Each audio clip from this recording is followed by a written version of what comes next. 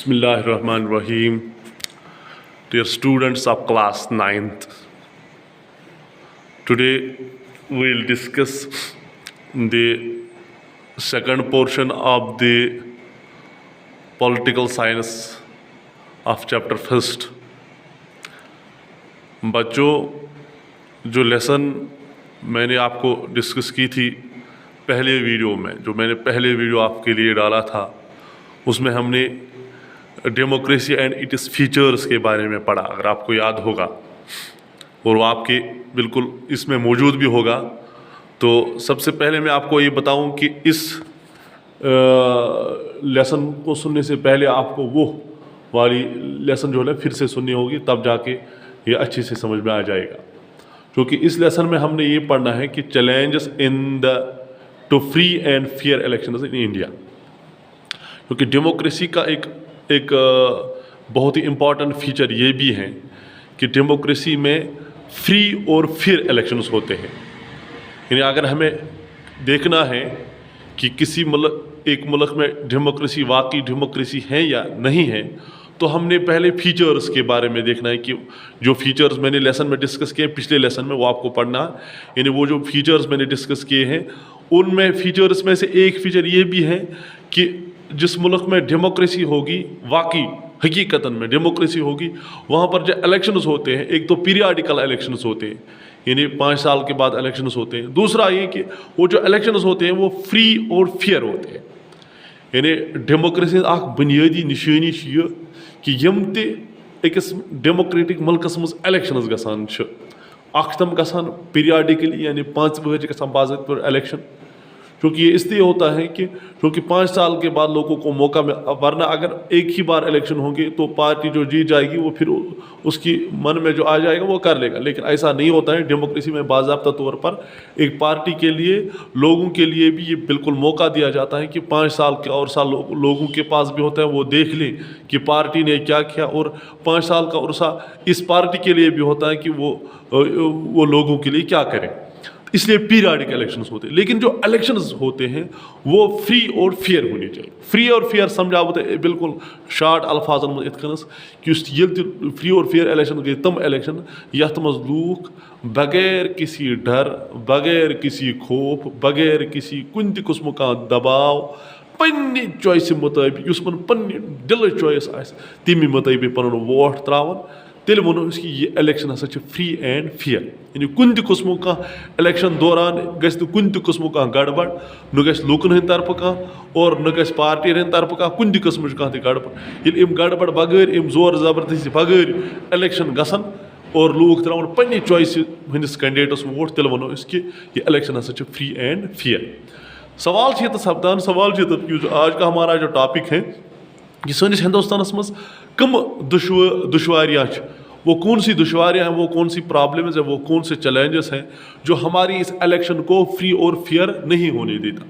यानी ये इलेक्शन कुछ बनावान अनफेयर सोन इलेक्शन गसान अमे कह चीज डिस्कस करें। तो सबसे पहला जो पॉइंट है वो ये है कि money power of candidates and political parties, या शार्ट्स मज वन यूज ऑफ मनी। चूँकि जो पैसों का इस्तेमाल है वो एक इलेक्शन को फेयर नहीं होने देता। वो इसको मैं इस तरह समझाऊंगा कि फॉर एग्जांपल हमारे यहाँ सोसाइटी में बहुत सारे लोग ऐसे होते हैं जो गरीब होते हैं, लेकिन चूँकि उनके बिल्कुल मन में ये होता है कि बिल्कुल वो जानते हैं कि कौन सा कैंडिडेट सही है, कौन सा गलत है, कौन अच्छा है, कौन बुरा है। लेकिन एन इलेक्शन से पहले ये जो पार्टीज़ हैं, ये जो पॉलिटिकल पार्टीज़ हैं, ये जो कैंडिडेट्स हैं, वो बहुत ज़्यादा पैसा खर्च करते हैं और इन वोट्स को खरीदता। यानी अभी वोट इस पॉलिटिकल टर्मिनोलॉजी मज वोट के बदले नोट के बदले वोट, यानी पोसन वोट मलस है। यानी ये लोग जाते हैं इन लोगों के पास, इनको पैसा देते हैं, इनको कुछ माल देते हैं, खाने के लिए चीज़ें देते हैं, या घरेलू सामान जो इस्तेमाल होता है वो चीज़ें उनको देते हैं। यानी यम गसान घर वाले जो गरीब यम आसान, तो बहरहाल हम करान तमन तेल देवान, चाय देवान, बाकी घरेलू सामान देवान, और उनको ये कहा जाता है कि भाई आपको वोट हमें डालना है। امن سچ ایوان بہرحال اخ مہد کرنا قسم وغیرہ ایوان کرنا. تو بہرحال کیا ہوا کہ اس پیسے کی وجہ سے یہ جو حالانکہ یہ بندہ جانتا ہے یا سے مسی وہ پونس وغیرہ دیتے اس کو پتہ ہے کہ بھائی یہ جو بندہ مجھے کہہ رہا ہے ووٹ ڈالنے کے لیے ووٹ کے قابل نہیں ہے بہرحال, لیکن اس پیسے نے اس کو خرید لیا تو بیچارہ مجبور ہو جاتا ہے بعد میں اس پیسوں کی وجہ سے جو پیسے اس نے لیے ہیں یا جو چیزیں اس نے لی ہیں اس کی وجہ سے وہ اسی بندے کو ووٹ ڈالتا ہے. تو دیٹ مینس کہ اس نے اپنی چوائس کے مطابق ووٹ نہیں ڈالا بلکہ پیسوں کے عوض اس نے غلط انسان کے حق میں ووٹ ڈالا. تو ایک چیلنج یہ ہے. دوسرا criminal elements entering into the political free, that is muscle power. چونکہ بہت سارے اس سیاست میں ایسے لوگ آ جاتے ہیں سامنے آ جاتے ہیں جن کا خطرناک کرمنل بیک گراؤنڈ ہوتا ہے, جو بہت خطرناک لوگ ہوتے ہیں. تو بہت سارے لوگ ایسے بھی ہوتے ہیں جو ڈر کے کارن, جو ڈر کی وجہ سے انہی کے حق میں ووٹ ڈالتے ہیں, کیونکہ وہ جب ووٹ مانگنے آ جاتے ہیں تو بالکل ایک ایسے لہجے میں وہ بات کرتے ہیں کہ جو عام انسان ہوتا ہے وہ بیچارہ ڈر جاتا ہے, گھبرا جاتا ہے کہ اگر میں امس ووٹ تراو کہ خبر یہ ماہ اگر ام پگہ ہور یہ ماہ کر میں کہ یہ ماہ مارِ میں یہ ماہ واتائے میں کن نقصان. تو اس طریقے سے اس مسل پاور کی وجہ جو اس کینڈیڈیٹ کے پاس ہوتا ہے ان پارٹیوں کے پاس, کیونکہ اسی لیے اکثر پارٹیاں انہی چیزوں کو دیکھ کے منڈیٹ دیتا ہے کینڈیڈیٹس کو, یا وہ اس کی پیسوں کو دیکھتا ہے کہ اس کے پاس پیسہ ہے چونکہ یہ پیسہ بھی اس کے کام آ جاتا ہے الیکشن میں, یا اس کی ایسے بیک گراؤنڈ کو دیکھتا ہے کہ بھائی یہ کتنا یہ کوتا گنڈ چھ ام سن کوتا ڈر ام سن کوتا خوف. تو خوف کی وجہ سے بھی بہت سارے لوگ اس کے حق میں ووٹ ڈالتے ہیں, حالانکہ وہ جانتے ہیں کہ یہ آسان اہن من مطابق یہ چوائس مطابق یہ نفر یس ووٹ تراوان چھ, لیکن بہرحال یہ اس خوف کی وجہ ڈر کی وجہ سے اپنے ووٹ کا غلط استعمال کرتے ہیں. وہ ہے کہ یہ بھی پھر ہمارے اس فری اور فیئر الیکشن میں ایک رکاوٹ بن جاتی ہے. تو اس طرح اور کیا چیز ہوتی ہے, دیٹ از فیملی پولیٹکس یا ون چیز ڈائناسٹک سکسیشن. تو جہاں بالکل یہاں پر چل رہا ہے کہ خاندانی رول, حالانکہ اگر ہم دیکھیں گے کہ پہلے زمانے میں خاندانی رول چلتا تھا کہ باپ کے بعد بیٹا, بیٹے کے بعد اس کا بیٹا, چونکہ اس ٹائم الیکشن نہیں ہوتے. لیکن آج الیکشن ہونے کے باوجود بھی فیملی پولیٹکس کی جاتی ہے.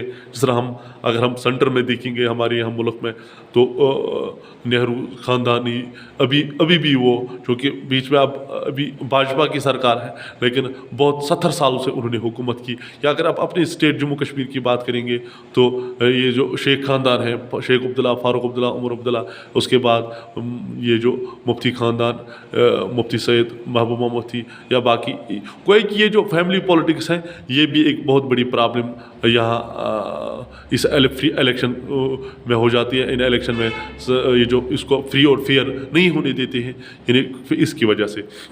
اسی طریقے سے similarity of parties in politics وہ ہے کہ no proper choice for the people. یعنی جب لوگ دیکھتے ہیں کہ جو کینڈیڈیٹ کون سا کینڈیڈیٹ سامنے آیا ہے الیکشن میں, تو وہاں یہ دیکھ رہے ہیں کہ یہ ایک جیسے لوگ ہیں, یعنی لوگ یسان تم قسمک نفر اتنے اویلیبل کی, یعنی لوگوں کے پاس صحیح چوائس ہے ہی نہیں.